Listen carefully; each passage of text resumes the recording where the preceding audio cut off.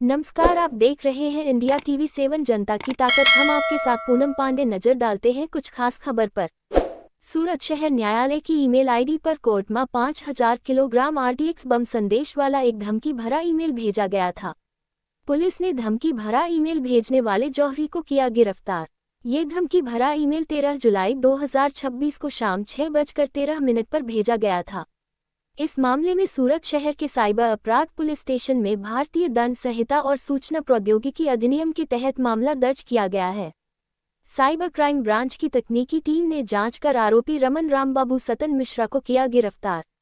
36 वर्षीय आरोपी मूल रूप से बिहार का रहने वाला है और पिछले 10 वर्षों से सूरत में रह रहा है और वर्तमान में बेरोजगार है।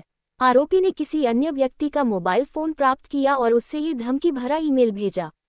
आरोपी ने सोशल मीडिया, AI प्लेटफॉर्म और हॉटस्पॉट का उपयोग करके इस तरह की गतिविधि को अंजाम देने के लिए प्रेरणा प्राप्त की। आरोपी के मोबाइल फोन से सुप्रीम कोर्ट को भेजे जाने के लिए तैयार किया गया एक ईमेल का मसौदा भी मिला है। सूरत से ब्यूरो रिपोर्ट। सूरत शहर साइबर क्राइम ब्रांच ने खूब मोटी सफलता मળી છે। તારીખ 13 જુલાઈ 2026 રોજ સાંજે 6:13:19 ડિસ્ટ્રિક્ટ કોર્ટના ઓફિશિયલ ઈમેલ આઈડી ઉપર એક ઈમેલ આવેલો હતો, જે ઈમેલમાં 6 શબ્દોમાં કોર્ટમાં 5000 કિલો RDX બોમ્બ, કોર્ટમાં 5000 kg RDX બોમ્બ એવો ઈમેલ મળ્યો હતો। બનાવની ગંભીરતાને ધ્યાને રાખીને તાત્કાલિક BDDSની ટીમ, ક્રાઇમ બ્રાન્ચની ટીમ, SOGની ટીમ અને લોકલ પોલીસ સ્ટેશન સહિત ઉચ્ચ અધિકારીઓ ડિસ્ટ્રિક્ટ કોર્ટ પહોંચી ગયા હતા અને પ્રોપર BDDSના માધ્યમથી આખું બિલ્ડિંગ થરલી સર્ચ કરવામાં આવ્યું હતું। સાથે સાથે સાયબર ક્રાઇમના DCP અને એમની ચુનિંદા અધિકારીની ટીમ પણ ત્યાં પહોંચી હતી અને ઈમેલ બાબતે તમામ ડિટેલ્સ જે ડિસ્ટ્રિક્ટ કોર્ટના જે ઈમેલ આઈડી પર જે ઈમેલ આવ્યો હતો એની તમામ ડિટેલ્સ મેળવવામાં આવી હતી।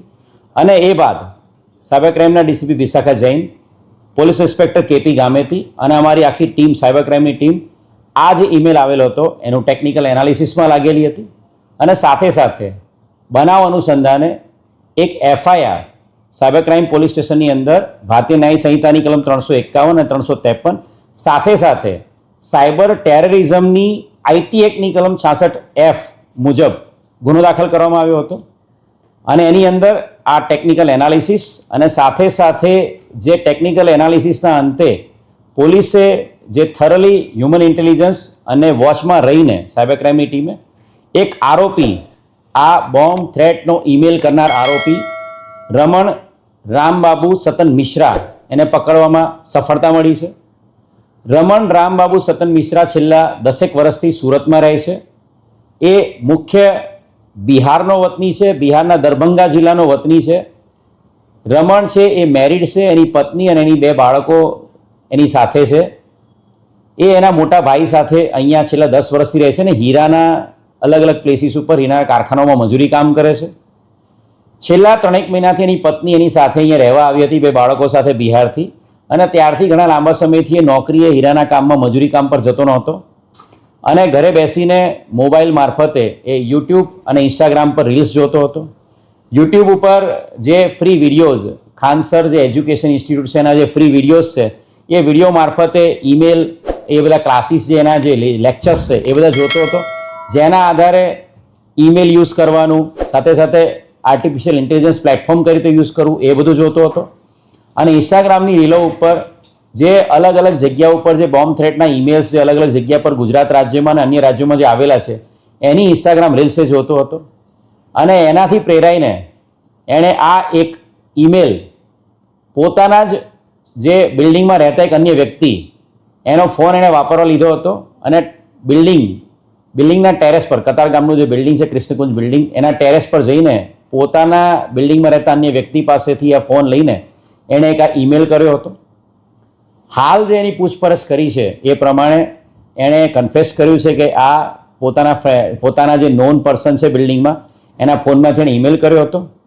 એ ફોન તો કબજે કરવામાં આવ્યો જ છે, પણ સાથે સાથે જે આરોપી છે રમણ મિશ્રા, એનો ફોન પણ કબજે કરવામાં આવ્યો છે અને એના ફોનમાંથી સુપ્રીમ કોર્ટના ઈમેલ આઈડી ઉપર ઈમેલ કરતો એક ડ્રાફ્ટ પણ મળી આવેલો છે અને જેની અંદર એની પ્રાથમિક પૂછપરછમાં જે રીતે એણે ડિસ્ટ્રિક્ટ કોર્ટમાં બોમ્બની ધમકીનો જે ઈમેલ કર્યો હતો એ પ્રકારનો સુપ્રીમ કોર્ટમાં ઈમેલ કરવાની પણ એની તૈયારી હતી।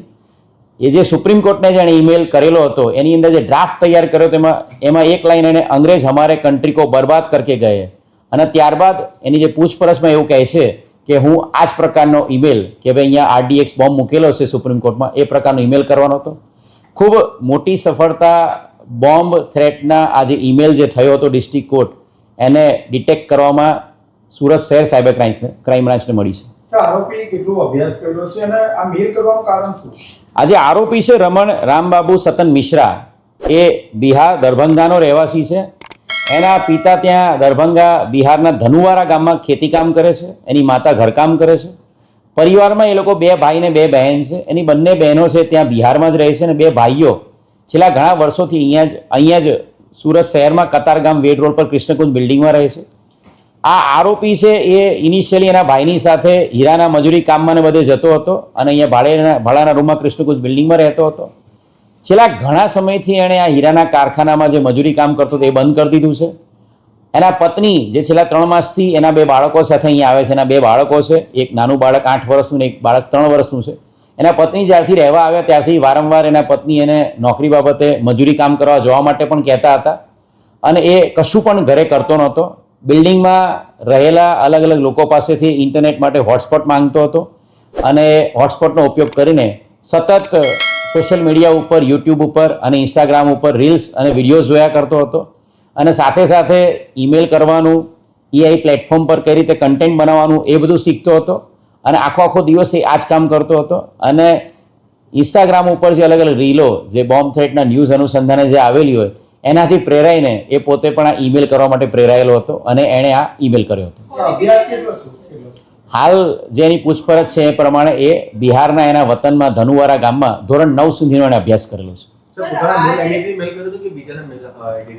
હાલ જે એની પૂછપરછ કરી છે એ પ્રમાણે એણે જે મોબાઈલ ઉપયોગ કર્યો છે એના બિલ્ડિંગમાં રહેતા એક વ્યક્તિનો ઉપયોગ કરેલો છે મોબાઈલનો, અને જે ઈમેલ છે એના પોતાના જ ઈમેલ આઈડી છે એ એના જે નોન વ્યક્તિ જેનો મોબાઈલ ઉપયોગ કર્યો હતો એમાં યુઝરનેમ પાસવર્ડ નાખીને એણે પોતે જ આ ઈમેલ કરેલો છે. શું? હા, એ ઓનલાઈન ક્લાસીસ આજ કોમ્પ્યુટર ને એના રિલેટેડ જે અલગ અલગ કોચિંગ ચાલતા હોય છે એ બધા જોતો હતો, અને સાથે સાથે એ અલગ અલગ વિડીયો પણ એની અંદર જોતો હતો, અને ખાસ કરીને AI જે કન્ટેન્ટ જનરેટ કરવી એ, અને એની સાથે સાથે એને પોતાને કંઈક ઉપયોગ થાય AI કન્ટેન્ટ જનરેટ કરવા માટે અને કંઈક નોકરી મળી શકે એના માટે તૈયારી કરતો હતો. હા, એ ખાન સરના ક્લાસીસ ઓનલાઈન ક્લાસીસ હોતો હતો એવું અત્યારે હાલ એને પ્રાથમિક પૂછપરછમાં જણાવેલ છે. એણે આખું અભ્યાસ કર્યો હતો, અલગ અલગ યુટ્યુબ પર અને ઇન્સ્ટાગ્રામ પર રીલ્સ જોયેલી હતી, અને એને એવું લાગ્યું કે હું મારો મોબાઈલ વાપરીશ નહીં અને મારા કોઈ અન્ય વ્યક્તિનો મોબાઈલ વાપરીશ. આ એનો મિત્ર પણ નથી આ વ્યક્તિ. બિલ્ડિંગમાં રહેતા કોઈ થર્ડ પર્સન પાસે એણે હોટસ્પોટના અનુસંધાને મોબાઈલ માંગ્યો કે મારે તારું હોટસ્પોટ જોઈએ, અને પછી મોબાઈલ રહીને જ્યારે એને ખબર નહોતી ત્યારે સીધો ટેરેસ પર જતો રહ્યો હતો, અને ટેરેસથી એને ફટાફટ આ જે 6 વર્ડનો એક ઈમેલ કોર્ટમાં 5000 kg RDX બોમ્બ એવો ઈમેલ કરી દીધો હતો. આ છેલ્લા ઘણા સમયથી એ નોકરી ધંધે ક્યાંય જતો નથી, 24/7 પોતાના ઓરડીમાં પડ્યો રહે છે, અને એ બિલ્ડિંગમાં રહેતા અન્ય જે રૂમમાં રહેતા લોકો છે જ્યારે એનો ડેટા ખતમ થઈ જાય ઇન્ટરનેટનો ત્યારે એના નજીકના બિલ્ડિંગમાં રહેતા લોકો પાસેથી હોટસ્પોટ લે છે, અને 24/7 એનું કામ યુટ્યુબ ઉપર વિડીયોઝ જોવાનું અને સાથે સાથે ઇન્સ્ટાગ્રામ પર રીલ્સ જોવાનું જ કામકાજ છે. અને એના કારણે જ એને આ ઈચ્છા થઈ કે હું પણ આ પ્રકારનો એક ઈમેલ કરું અને વાતાવરણ છે ભયનું વાતાવરણ છે કોર્ટમાં એ રીતે ફેલાવું.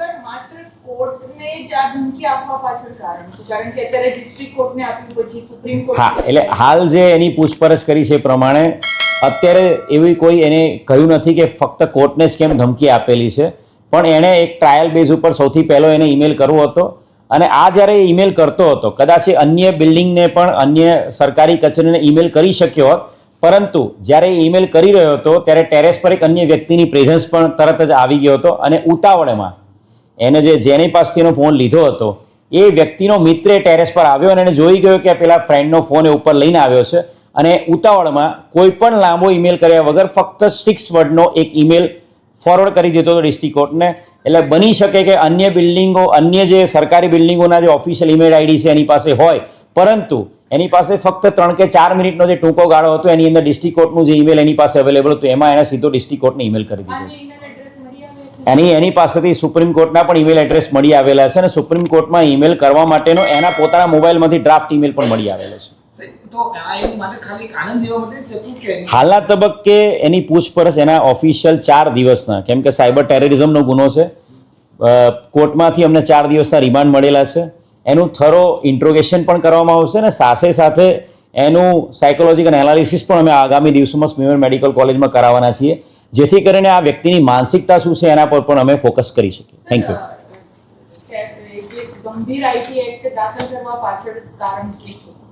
આ પ્રકારના સતત સમગ્ર ગુજરાતના અલગ અલગ પ્લેસીસ ઉપર આપ જોઈ રહ્યા છો કે છેલ્લા 6 મહિનામાં વડોદરા હોય, અમદાવાદ હોય કે સુરત હોય, અલગ અલગ સ્કૂલ્સ, અલગ અલગ મેજર બિલ્ડિંગ્સ ટાર્ગેટ થઈ રહ્યા છે. ડિસ્ટ્રિક્ટ કોર્ટમાં જે ઈમેલ છે એ જ સમયગાળામાં એક પાસપોર્ટ ઓફિસમાં પણ આ પ્રકારના જ અલગ ઈમેલ એમાં આવેલા હતા અને એના કારણે બનાવની ગંભીરતાને ધ્યાને રાખીને લોકોમાં ભયનું વાતાવરણ ફેલાય. ડિસ્ટ્રિક્ટ કોર્ટનું આખું જે સરકારી તંત્ર છે એનું કામકાજ સાંજના ટાઈમમાં આખું ખોરવાઈ ગયું હતું અને લોકોમાં ભયનું વાતાવરણ ફેલાય, લોકોમાં અસલામતી થાય અને જાહેરમાં સુલેહ શાંતિનો ભંગ થાય એ પ્રકારનો લોકોમાં થ્રેટ ઊભો કરવા માટેનો જે ઈમેલ હતો અને એના કારણે જ આ ગુનામાં ભારતીય ન્યાય સંહિતાની કલમ 351, 353ની સાથે સાથે આઈટી એક્ટની કલમ 66F2નો પણ ઉપયોગ કરવામાં આવ્યો છે અને એને એડ કરવામાં આવ્યું છે અને એના કારણે જ પોલીસે રજૂ કરેલા એફિડેવિટના અનુસંધાને કોર્ટે આ આરોપીના વધુ 4 દિવસના અમને રિમાન્ડ આપેલા છે.